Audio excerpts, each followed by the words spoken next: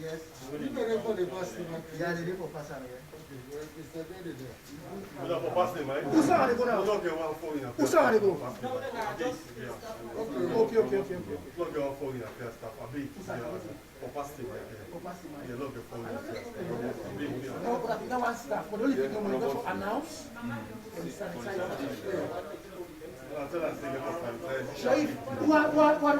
Yes. So, una vez vamos a you don't take picture, it's very nice. You don't want any questions, you can meet us okay, so yes. Yes, I big at you. Because they use mic anyway. Yeah.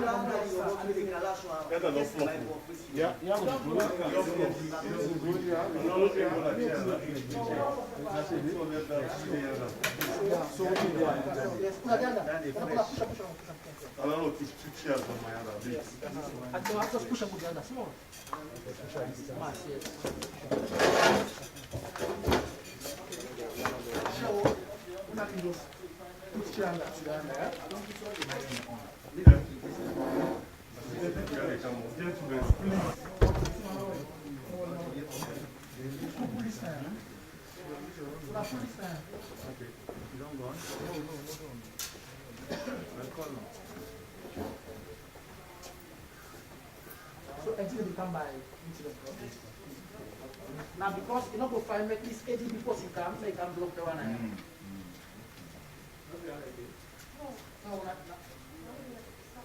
No.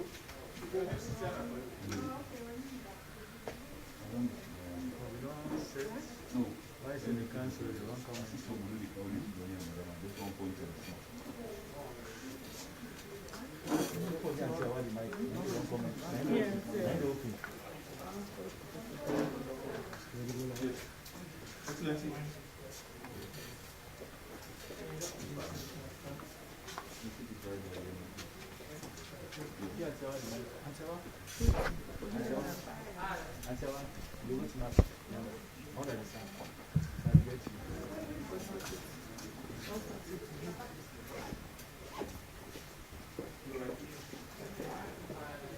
2.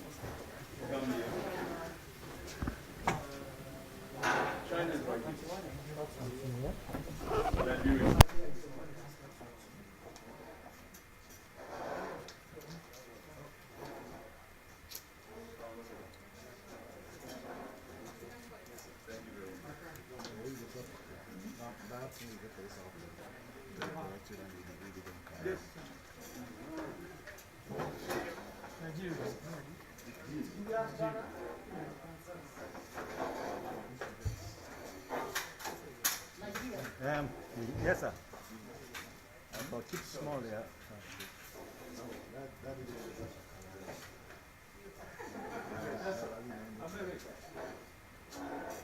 Good afternoon, United Kingdom. United Kingdom, sir.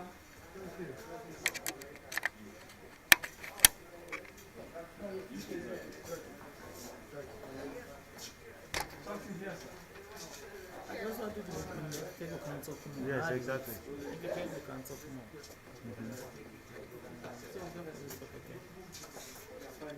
Very nervous. I'd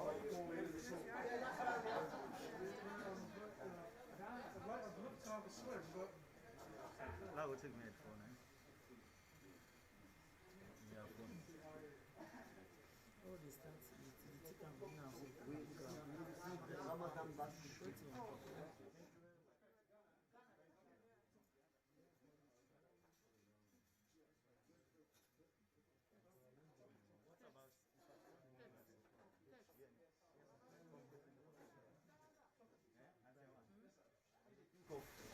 yes.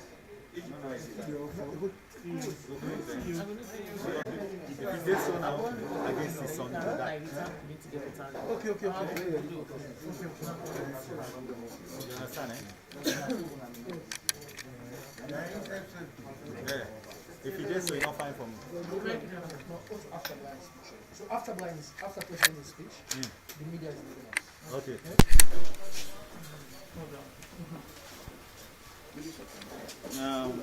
So okay, let's use the lights. Let's see the lights.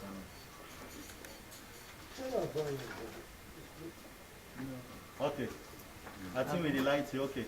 So if they start, then Keketuma kind of. Timapo. Until are you ready? Eh? Yes. Stand by. You don't call?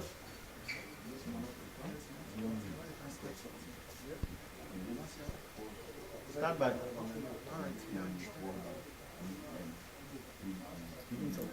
This is the Sierra Leone Broadcasting Corporation. We are broadcasting live from State Lodge. At any time from now, President, retired Brigadier Julius Madabi will be engaging the diplomatic corps at State Lodge here in Freetown on different issues, within the country.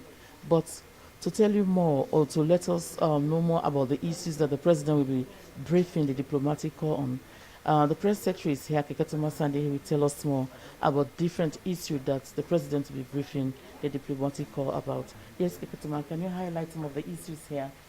Well, it's the usual diplomatic engagement that the President believes that the diplomatic community is part of our partners in development, and he believes that as we move along with governance from time to time, that these engagements are very important, because we know that the Minister of Foreign Affairs obviously oversees that the diplomatic community.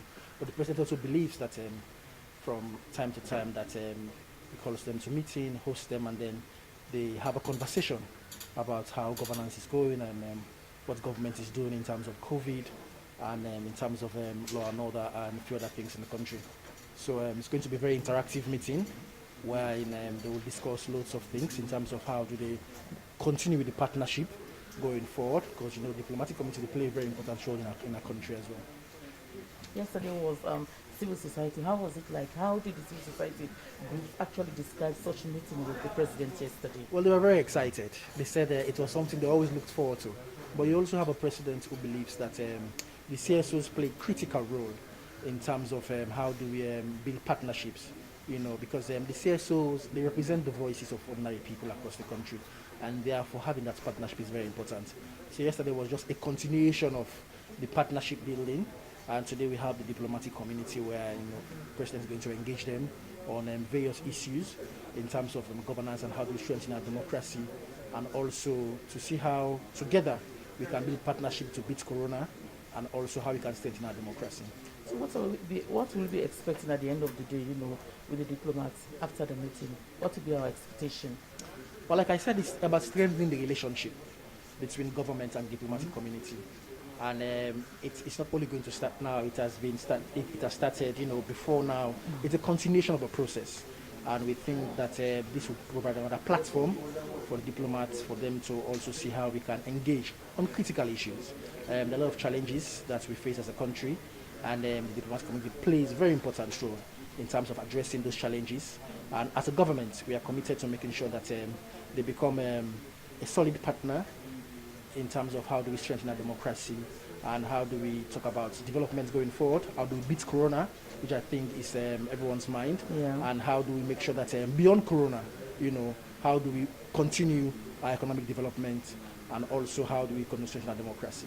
And one will say, what has been their contribution in terms of fighting Corona in Sierra Leone? Because we still have them here, they are still working, representing their different countries. Well, they play a critical role with the EOC, with the Ministry of Finance. Obviously, they are doing how do they realign their funding in terms of supporting COVID. Obviously, we receiving some support for them as well.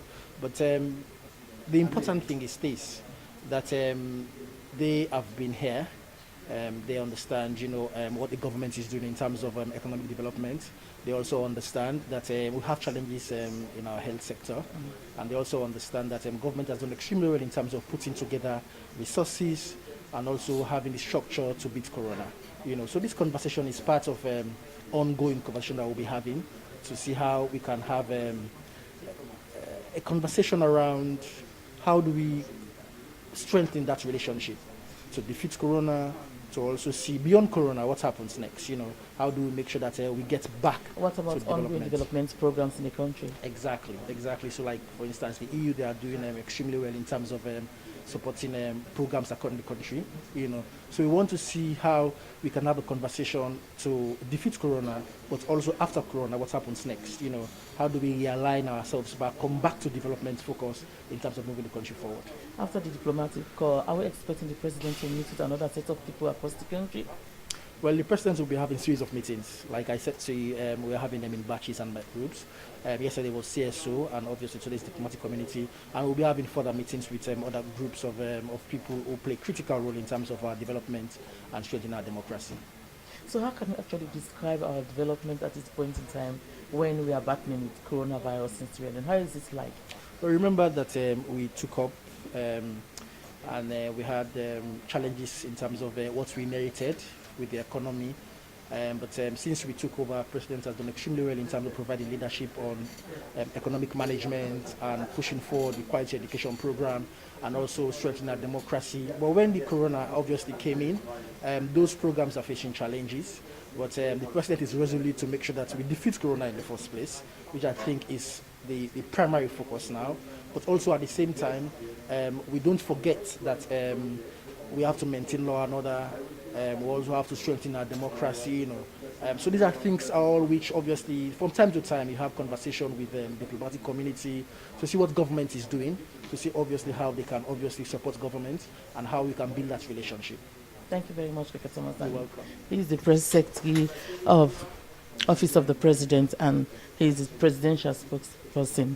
And viewers, as you can see at the back, there are different representatives here representing different countries, from ambassadors from Ghana, Nigeria, Liberia, EU, and other countries, as you may know that different diplomatic corps are here to actually represent their countries. We'll continue to update you more as the issues unfold here live from State House.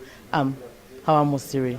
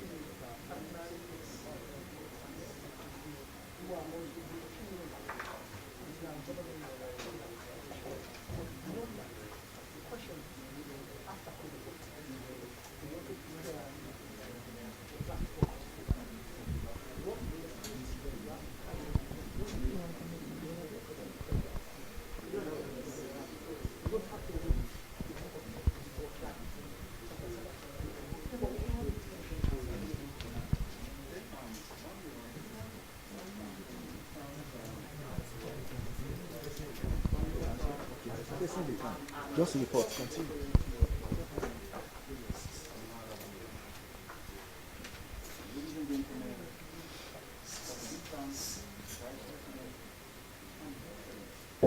Well, viewers, as you can see, the president and the vice president are already coming to join the diplomatic corps for the meeting to start. The meeting here today. May I kindly request that we stand for the arrival of His Excellency the President and the Honorable Vice President for us to start the proceedings from the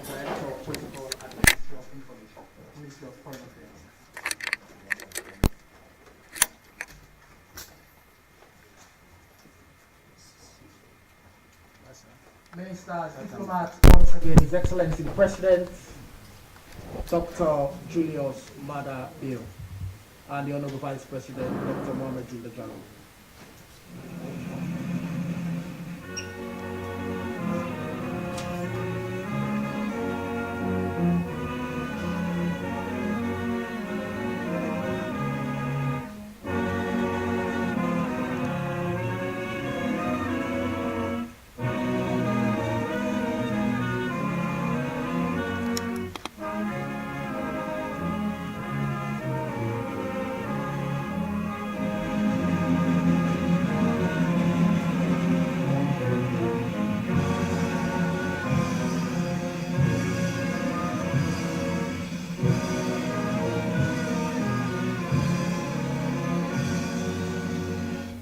Thank you very much, and please be seated. I will now have the pleasure to hand you over to the Director of Protocol, Minister of Foreign Affairs. Thank you very much, Press Secretary. The meeting between His Excellency Dr. Julius Maada Bio and the Diplomatic Corps is called to order. Excellency, upon your directives, you are receiving in audience this afternoon members of the Diplomatic Corps. The program will take this format. There's going to be an opening that will be done by Honorable Minister of Foreign Affairs and International Cooperation, Madam Nabila Tunis. This will be followed by an address by His Excellency the President, Dr. Julius Maada Bio, and we'll get reactions from the Diplomatic Corps, and then we have a closing courtesy. During the reaction, I want to remind us that there are sanitizers under the table. Before you handle the mic, kindly sanitize your hands as we are trying to fight COVID-19. Thank you very much. I now have the honor to call upon our Chief Diplomat, Madam Nabila Tunis, Minister of Foreign Affairs and International Cooperation, for her opening remarks. Madam Tunis. Thank you very much, Director of Protocol. Your Excellency, Mr. President, Dr. Maada Bio, the Honorable Vice President, the Chief Minister, members, our esteemed diplomats, distinguished ladies and gentlemen, good afternoon. On behalf of His Excellency the President, Dr. Julius Maada Bio, I want to thank each and every one of you for taking time out in these very difficult times to honor our invitation to meet again and discuss issues of great importance to our individual and collective partnerships. If we, as diplomats, have learned anything from this global pandemic, it is the fact that whilst industries and multinational corporations are shutting down, with international travel and tourism grinding to a sudden halt, and global economic and sporting activities put on hold, diplomatic interactions have not stopped at all. If anything, bilateral and multilateral interactions among states and state institutions, albeit virtual in most cases, have increased exponentially as nations deepen partnerships to tackle the COVID-19 and work on sustainable recovery programs. As you are aware, our President, His Excellency Dr. Julius Maada Bio, prides his administration on constructive dialogue, consultation, and wider participation. We are here this afternoon, once again, to demonstrate and reaffirm those fundamental principles of good governance, which we all know are critical to building mutual trust, friendship, and lasting democratic systems that will in turn underpin sustainable growth and development. Without much ado, Excellencies, distinguished ladies and gentlemen, let me warmly welcome all of you to this brief, open, and friendly discussion session, which aims to further strengthen our individual and collective cooperation as we seek to achieve our mutual and shared objectives during this pandemic and beyond. I thank you all. I want to thank the Honorable Minister of Foreign Affairs and International Cooperation for her opening remarks. Ladies and gentlemen, please silence for the nation's first gentleman. His Excellency Dr. Julius Maada Bio, President of the Republic of Sierra Leone. Your Excellency, sir. Thank you very much, the Honorable Vice President, Chief Minister, Ministers, Deputy Ministers, Your Excellencies, distinguished ladies and gentlemen, good afternoon.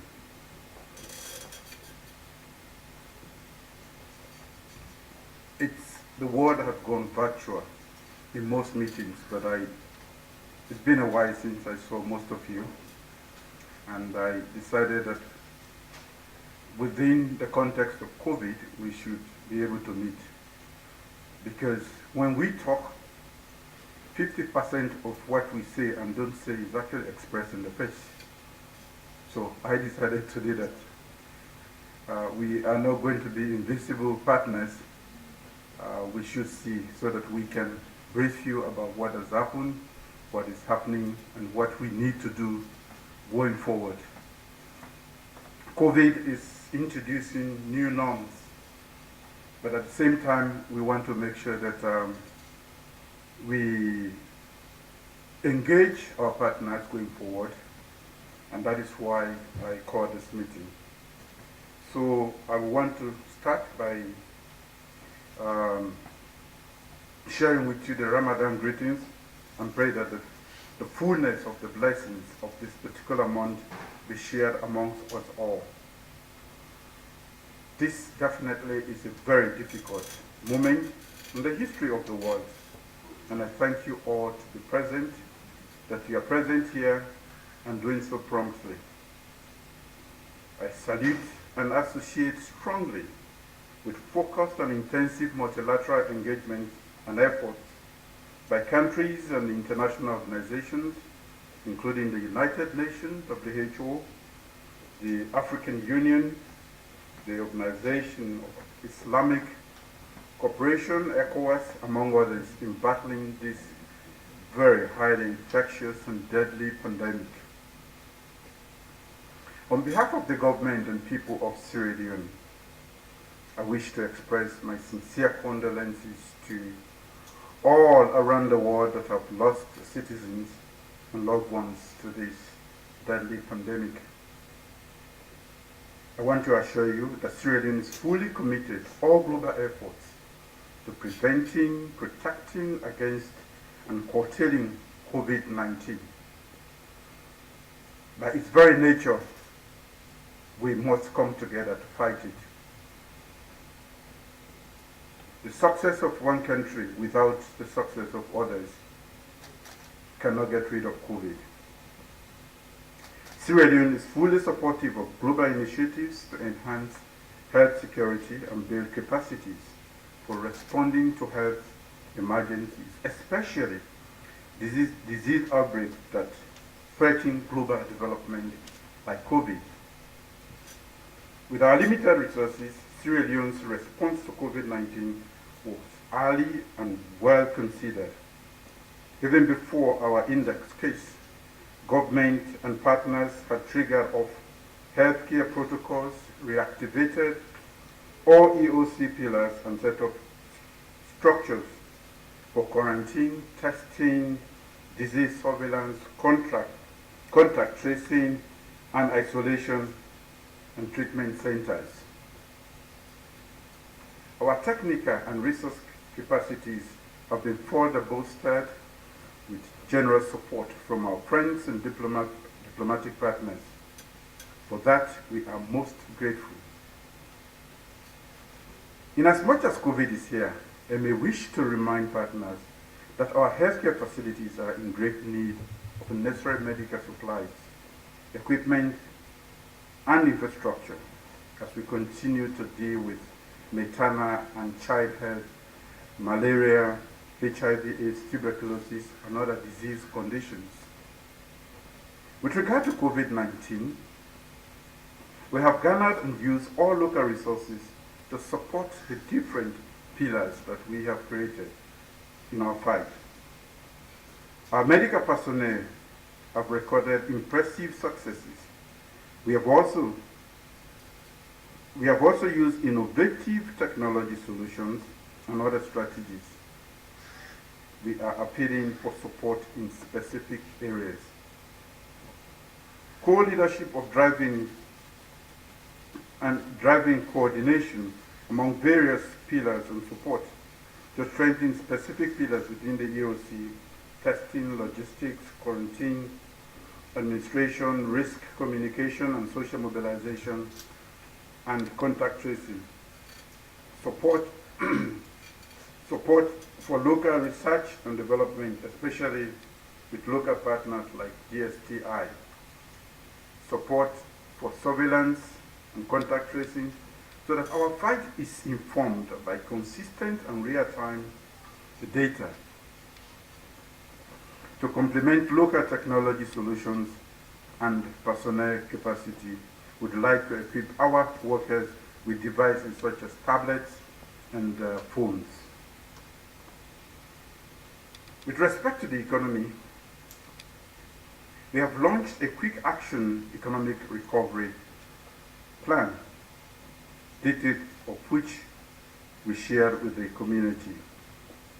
Generally, responses have been favorable, although further interventions by our development partners will help stabilize the economic situation and prepare the country for a smoother takeoff after COVID. In terms of governance, we are all aware of recent unfortunate incidents of criminal violence in Lonsa, Sumbo, Peridugu, and Pademba Road Correctional Center. Government has a responsibility to ensure law and order throughout the country. Those who incite, support, perpetrate, or benefit from such criminal violence are not making peaceful political expressions. As moral guarantors of our peace we enjoy in Sierra Leone today, we expect an unambiguous condemnation of such criminal violence from our development partners. Every state the world over delegitimizes the use of criminal violence by persons or groups of persons to intimidate the public and upend the rule of law. Where this directly targets state authority and the rule of law, and incite or inflict terror on ordinary citizens, it is declared an act of terrorism. I'm sure you will agree that such criminal violence that endangers life and property, public safety, or interferes with peaceful governance of the state is unacceptable and must be addressed within the confines of the law of this country. Beyond condemnation of such criminal violence against the state and citizens, we expect our partners to cooperate very closely in supporting peace, public safety, and security at all levels and at all times. Investigations conducted by independent groups have identified members of the All People's Congress Party, including a former member of parliament of that party, as being responsible for incitement and acts of violence. One would expect the APC to condemn or dissociate itself